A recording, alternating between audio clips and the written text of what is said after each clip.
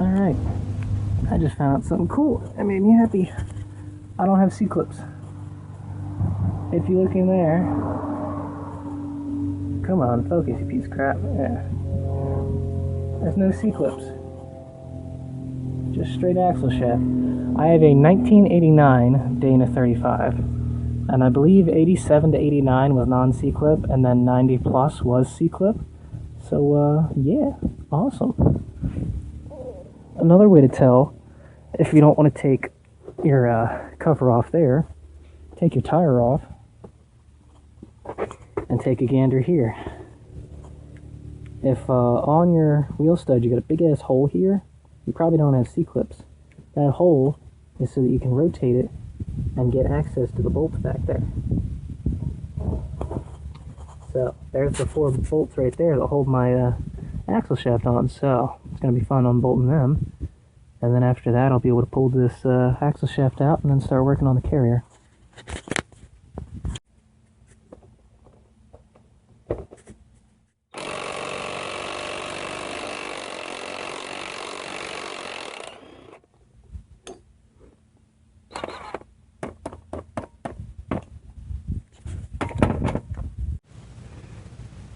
Use a flathead or something to try and pry this bracket off if you can't get to it. Give it a little twist or whatever.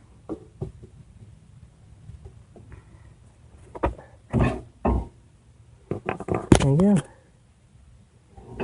Ta-da! It might be stuck in there kind of good, so you're going to have to give it a good slide hammer, or in my case, I was lucky enough I could just take a hammer. I rested it up against here and against the axle shaft and just went pop, and popped right out. So now this bad boy is free, and you can see all the good stuff in there, or not good stuff. Cool. So for me, once I took my my axle out, the bearing was on the axle shaft. Thank God. It'd be really upsetting if it wasn't. But the race was stuck inside, or so I thought. I just took my finger and went like that, and I noticed it could spin. So you just work your way on the bottom, top, bottom, top, bottom, top, and then, you know, you could just use anything like the edge of the hammer to knock it out or whatever, and it just falls out. It just kind of slides in there. It's not real pressed. Now, behind that, you're going to find another seal. This seal actually sits inside the tube, unlike the outer seal, which sits on the axle. Now that, this seal right here is what keeps your diff fluid and your wheel bearing grease separate. Yes, in these models, they use diff fluid all throughout the tube, except for the very end, they use wheel bearing grease. I don't know why, but that's probably why all my stuff looks black, is because my seal probably failed, and then all the dirty fluid got in with the gear oil or the lube and just messed everything up. Now for this one, my approach was to just beat the fuck out of it. So if you notice, I hit here and here with a chisel, and then I tried using this guy to try and pull it out, but it wasn't really budging. So then I went back to my chisel and just worked all the way around the outside and just started pushing flat all the way around, and then it finally slipped sideways and I could pull it right out. So there you go. I'll show you what it looks like when it's still inside the tube so you know what you're looking at. But it's pretty easy to find. Just stick your finger in there and you'll feel the deteriorating rubber. Since you've gone this far, I definitely recommend changing seals. I've done this in the front and then kicked myself in the ass over and over again. If you're going to go this far, change the seals. Bearing brace just rolls out. So this is what the seal looks like. You can see it all there with the green coating that was pushed out. So there's the spring right there. Actually, you can see the spring that's supposed to hold the seal up. But yeah, just warp it with the chisel, and then you can pull it right out. Then you can put all the new stuff in. Alright, Dana 35 non-C-clip rear axle wheel bearings. I'm doing this a little bootlegged because my press doesn't really accommodate such large diameter things. So what I'm doing is using these bricks as plates and then using these guys across. It'd be really ideal if I had like some flat metal or something that would go across them, or, you know, something that was actually designed a little bit more for what I'm trying to do. But this is what I'm doing. So, this little safety ring right here is on there with a lot of pressure. If you don't have it set up like I do, and you have it like just resting on the clamshell, you're going to bend the bolts, you're going to bend the clamshell, and just about everything else. So with this method,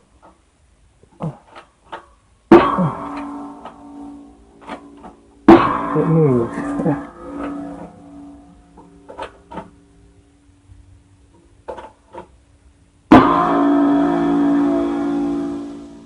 That thing's on there with a lot of pressure. The only other read-up I saw in that said you could just knock it off real easy because it's soft metal.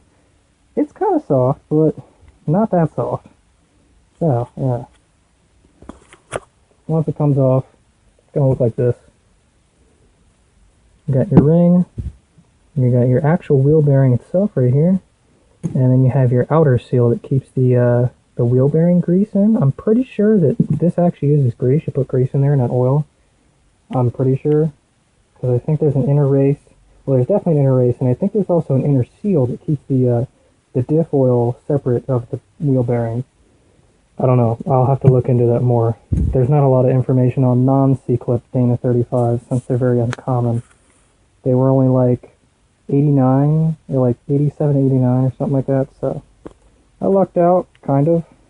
It's better, but more stuff I gotta figure out on my own. When you take your axle shafts out, make sure you remember which side comes from where. If you look at this carefully, they're actually different sizes. So the one on the left came from the driver's side, and the one from the right came from the passenger side. So I guess the axle's a little offset towards the passenger side. Just barely. That's only like an inch difference, maybe a little less. But, just something to look forward to, or to look at. Know your differences. Alright, here's the axle shafts all cleaned up. And if you notice, I took these plates off and sanded them up a little bit and painted them just so that they look nice and don't rust away. Clean this with some brake clean. Wiped it down with a paper towel. So, now we're going to take our whole setup, which is the outer seal, your bearing and race, and your safety ring, and you're going to push it all in there. Now make sure that your race is pointing up towards the end of the shaft, because that's, the way it makes sense. If the race were to get stuck in the axle tube for some reason, you'd still want the bearing to be able to slide out. You know what I'm saying? So, we're just going to set that up in a press setup. I'm going to flip this upside down and have this sit against the arbor plate, and then push off this to squeeze them together. Unless you have a ridiculously long pipe or something you'd like to hammer it on with. So, let's set this up a little differently now. Okay, here's the setup. Got myself one of these lovely caps that I love so much. They're very handy. I just put that on top of there. And there you go. Press away. Now, you're going to want that bearing to hit that lip right there. That is the larger lip. So that's how far it's going to get pushed on. It starts to get tighter, but you'll know when it finally contacts because it won't move anymore. Well, I mean, this is the part that starts getting difficult, and then right here there's a little tiny ridge, and this gets even harder. And then once the bearing hits this real big piece here, that's when you know you're done. And the seal fits over this, so you can pop the seal down to see when the bearing contacts. But that's what you're looking for right there. And don't forget your plate.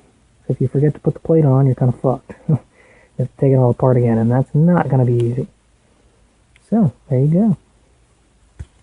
Now that everything's all out of there, I cleaned it up. Stuck a paper towel on a big long tube and stuck it all in there and got all the crap out I could. Cleaned up the sealing surfaces. And we got some seals. These are some National Oil seals. This is an inner oil seal. The Dana 35 non-C-clip has two oil seals. You have the inner one right here, which is going to go into the other part in there. So in order to install this guy, it's going to go in like that. Just grab yourself a pipe or tube or something. I'm going to use this. Nice thick diameter, fits on there nicely. So take yourself a little hammer or something and whack it in there. Alright, it's not easy, but that's how far the seal's going to go in there. It doesn't, once you get it around here, you got to keep hammering it until it hits against that lip back there.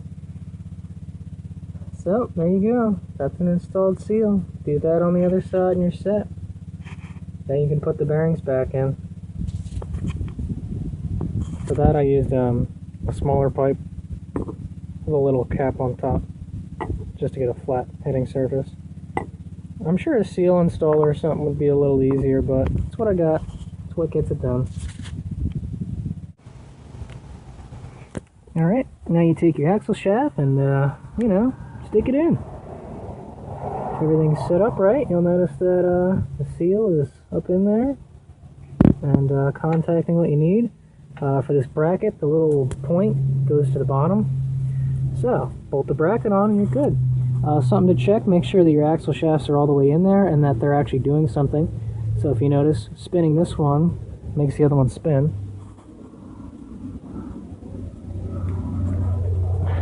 So they're both in there. The longer one goes on the driver's side, so don't forget that. And there you go. Bearings are done. Alright, one more thing before you go sealing up your hard work. One last thing, the bearings that I got were pre-greased, so they had grease in the middle of them. But I want to go the extra mile and just make sure the whole cavity in there is filled with wheel bearing grease. So, get yourself some good quality wheel bearing grease. This is multi-purpose grease. The thing that you're really worried about is the EP, extreme pressure. This is extreme pressure grease, which will have additives in it that under extreme pressure will try to prevent metal-to-metal contact. So they usually have like solid things inside them. So yeah, if you can find some EP wheel bearing grease, shove it in there. And then after that, once your whole thing is greased up, which will be really just this little pocket and then just put a little there. There's already a pretty good amount of grease on there, but I just want to go a little farther. After that, you can shove it in there, bolt it down, and there you go. Wheel bearings are done. Just to give you an idea, that's how I packed mine. I opened up the seal to make sure that there's definitely some in there. Get a little on both sides of that. And then, you know, carefully slide it in. And you hear the nice satisfying and then you'll just take your plate and push it against there, and that'll tighten up the seal and get all that grease in there. So, there you go. Greased wheel bearings.